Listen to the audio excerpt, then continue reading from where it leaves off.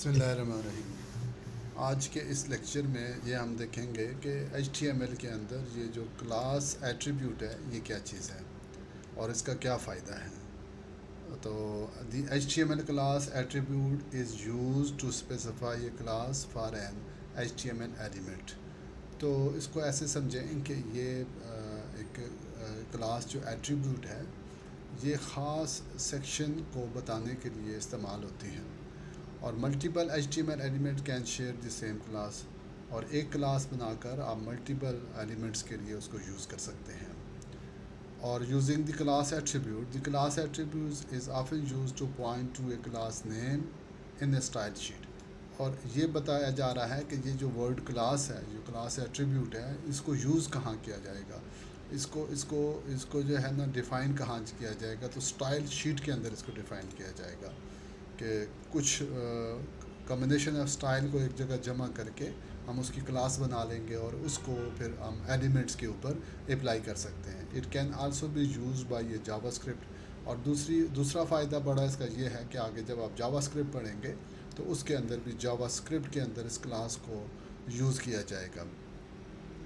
तो JavaScript to access and emulate element with the specific class name. तो JavaScript जो है वो इन एलिमेंट्स को ढूंढेगा और एक्सेस करेगा और उनको चेंज करेगा इस क्लास नेम के साथ। तो in the following example we have div elements with a class attribute with the value of city.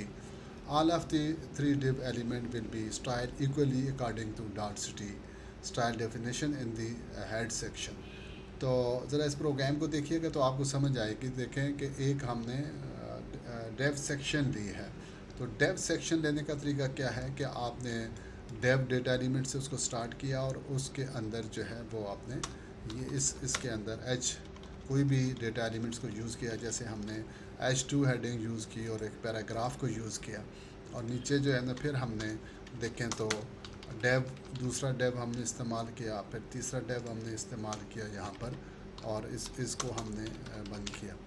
तो अब स्टाइल के अंदर ये डार्ट सिटी से क्लास बनाई जाती है। स्टाइल के तो डार्ट सिटी के अंदर से हमने क्लास बनाई जिसका background colour dash colour tomato दिया और उसका फोरग्राउंड कलर जो है ना वाइट दिया। बॉर्डर जो है ना हमने 2 पिक्सल दिया और सॉलिड कहा और ब्लैक कहा। मार्जिन जो है ना 20 पिक्सल दिया। पैडिंग जो है ना हमने 20 पिक्सल दी। मार्जिन के बारे में भी आपको पता है और पैडिंग के बारे में पता है। मार्जिन क्या है कि ये जो स्पेस है दो डिव के दरमियान जो स्पेस है ये मार्जिन है। और पैडिंग जो है ये जो अपर साइड और लोअर साइड और लेफ़्ट और राइट से जो स्पेस आ रही है वो 20 पिक्सल है। तो ये देखें ये हमने जो डिफ़ाइन किया स्टाइल के अंदर डार्ट सिटी के साथ ये क्लास है।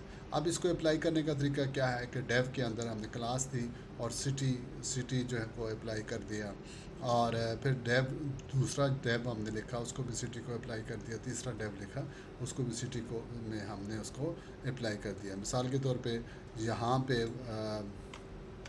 कलर जो है ना मैं ग्रीन करता हूँ तो ये सारी जगहों पे ये तब्दीली आ जाएगी। या इसको मैं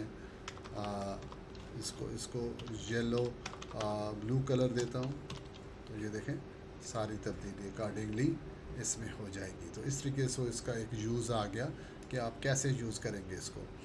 और in the following example we have 2 span element with the class attribute with the value of note. Both span element will be styled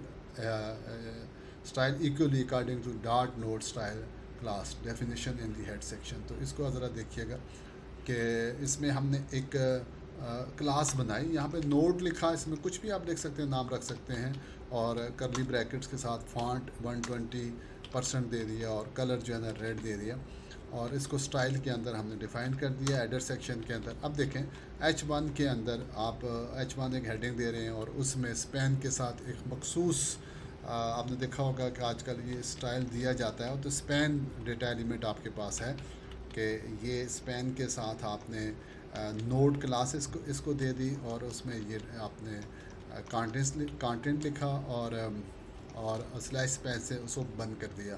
तो ये इम्पॉर्टेंट लफ्ज़ इम्पॉर्टेंट के ऊपर ये चेंजेस आएगी।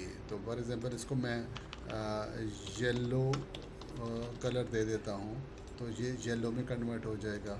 और अगर मैं इसको ग्रीन कलर देता हूँ तो ये ग्रीन में कन्वर्ट होगा। और ये नीचे देखें पैराग्राफ है, और पैराग्राफ में भी हमने एक स्पैन दिया, और स्पैन पे हमने नोट क्लास को अप्लाई कर दिया, और ये हमने दे दिया। तो इस तरीके से क्लास का इस्तेमाल हो रहा है। The class attribute can be used on any HTML element. तो एक और टिप दे रहे हैं कि क्लास एलिमेंट किसी भी डेटा एलिमेंट के लिए इस्तेमाल हो सकता है। कि क्लास नेम इस case sensitive, class name case sensitive होगा, अपर लोअर केस का आपको ख्याल रखना पड़ेगा। और इसी तरह सिंटैक्स ऑफ फॉर क्लास क्या है, कि इसको लिखने का तरीका क्या है। To create a class write a period character followed by a class name. तो पीरियड करेक्टर ये फुल स्टॉप लिखेंगे, उसके बाद क्लास नेम लिखेंगे। क्लास नेम जो है ये यूज़र डिफाइन है, कोई नाम भी आप रख सकते हैं। Then define the CSS property within the curly bracket. तो करली ब्रैकेट के अंदर जो है ना आपने ये CS प्रॉपर्टीज़ को देना है। ये जैसे हमने CS प्रॉपर्टी दी है, तो आप इस तरीके से एक क्लास बना सकते हैं और उसको अप्लाई कर सकते हैं। और इसी तरीके से कह रहे हैं कि multiple classes HTML element can belong to more than one class. तो मोर देन वन क्लास आप अप्लाई कर सकते हैं। Define multiple classes, separate the class name with space के साथ आप जैसे ये स्पेस दिया है आप दे सकते हैं इसको। और यहाँ पे देखें हमने एक क्लास बनाई डॉट सिटी के साथ बनाई, और इसकी ये स्टाइल हमने इसको दे दिए, और बैकग्राउंड कलर, फोरग्राउंड कलर और पैडिंग दे दिया। और एक डॉट मेन के साथ एक स्टाइल बनाई टेक्स्ट लाइन, उसमें हमने उसको सेंटर टेक्स्ट लाइन दे दिया। तो अब देखें ये हम मल्टीपल क्लासेस को यूज़ करने जा रहे हैं यहाँ पे। तो H2 ये हमने इस्तेमाल किया। सिटी डैश मेन हमने देखा, और अगर आप मेन को यहाँ से हटा दें तो देखें ये लेफ़्ट अलाइन हो जाएगा।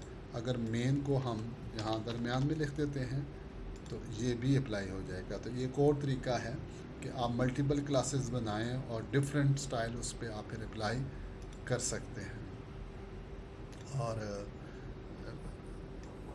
इस तरह से हम सर काम करें, मैं पढ़ा रहा हूँ। मैं क्या चलें सर? आ जाए सर, स्टॉप कर। नहीं प्लीज़ पढ़ाएं। हो गया, अच्छा। मैं स्टॉप हो गया।